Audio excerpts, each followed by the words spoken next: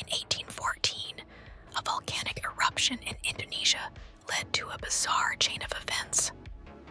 The eruption of Mount Tambora was so massive that it caused a global climate anomaly known as the Year Without a Summer. Crops failed, and food shortages spread across the northern hemisphere. In Switzerland, a group of writers, including Mary Shelley, were trapped indoors by the relentless cold. Seeking entertainment, they held a ghost story competition. This led to the creation